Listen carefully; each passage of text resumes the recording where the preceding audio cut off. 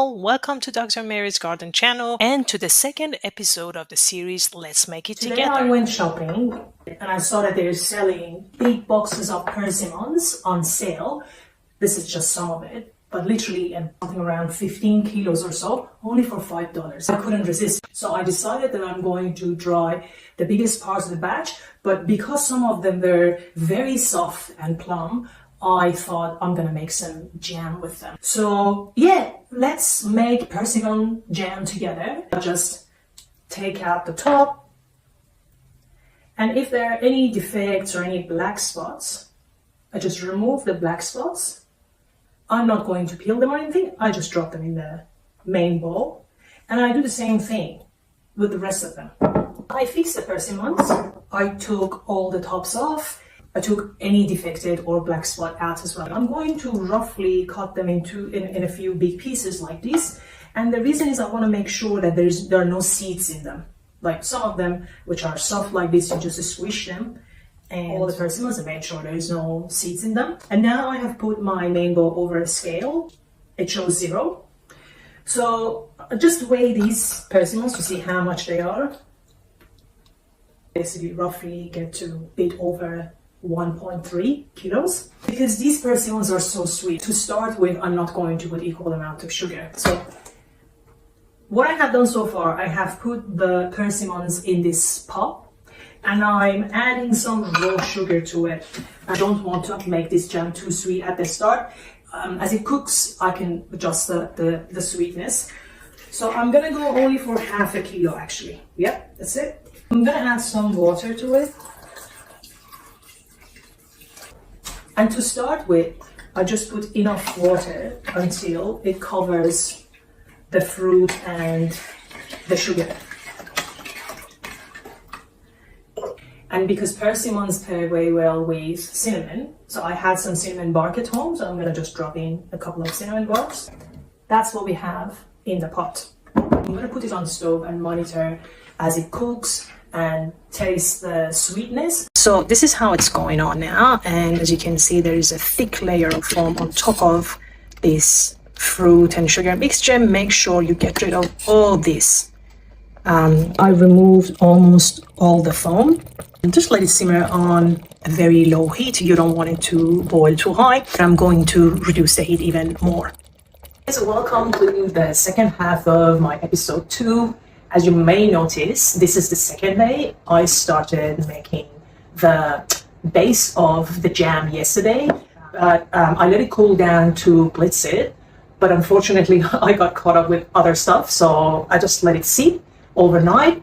And now I'm ready to go ahead with blitzing and doing the dessert, which actually it wasn't a bad idea. So as I let this sit overnight, basically you see that it looks like a very, very firm like jelly type texture. See, I have actually turned it exactly 90 degrees and it's pretty firm, but that's great. So remember, this was 1.3 kilograms of persimmons and only 500 grams of sugar, granulated raw sugar.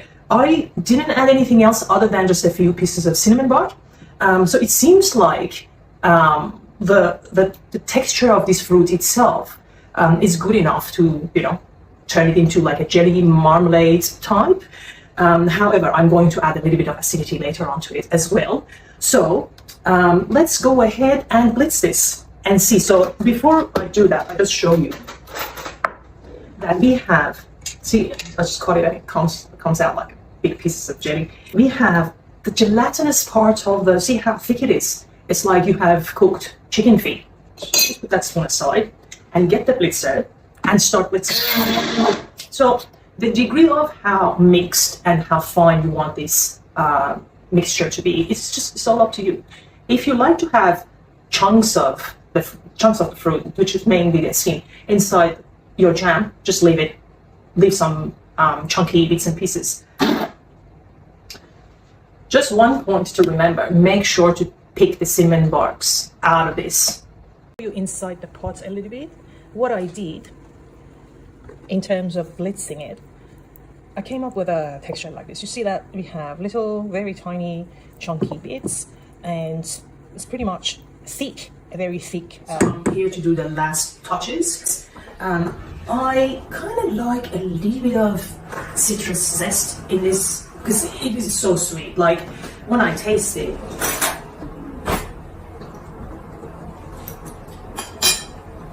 this is great for what I want. But if you're doing it for your kids, I probably recommend another 200 grams of sugar to this. I like a little bit of acidity to it for balance because it has the spice, it has the sweetness. So I'm gonna go with this nice navel orange zest. I'm not gonna overkill it with orange zest because I don't want it to be very orangey. I want the, or citrusy. I want the taste of persimmon to be dominant. So this is how much I use. Very, very little. And then for its juice, I'm using the orange from my own garden. I have a tree in my garden. One day I'm going to show you. Its taste is really authentic, acidic and sweet and strong orange. I don't mind if a few seeds will go into this because normally that will help adding pectin. So I'll basically drop a couple of these seeds, but not the broken ones. I keep the broken ones out. And I just squeeze. Yeah, I've got a few more seeds in there. I like to add a pinch of salt. I'm gonna finish one orange juice. I think the juice of an orange in 1.3 kilos of persimmon is a fair call. And I do the last taste. Yep, that's good. Now I'm happy. So this goes on the stove to be just to simmer. And I'll just wait and see how long it takes until it gets to the consistency that I like. It's already good, but just want everything to come together and the juices and everything that we added to bind well. Hi again, and good afternoon this time. As you may notice, this is in the afternoon now, and my jam is ready. So it's, I can tell you that it simmered over the medium heat or actually low heat for about 1.5 hours. So this texture and this consistency was pretty much good for me. That was something that I liked, and it is giving me kind of like 2 medium-sized jar, which is enough. Just to show you actually how it looks, I'm gonna put just part of it in a jar, in a small jar, to show you the thickness of the jam. And so that's how it looks. It's very, very good, nicely set, and taste-wise, as I said again in the previous part of the same episode, it's not too sweet, which is good for us. We can use it on, as jam or as sweetener for cakes and biscuits and whatever you are going to make, on crepes. So I'm quite sure that it has many uses. Other than that, it's very tasty, and it's with one of my favorite winter fruits. So I hope you make this nice jam and enjoy it with your family. Have a lovely evening. Thanks for watching. Please don't forget to subscribe, like, share, and comment.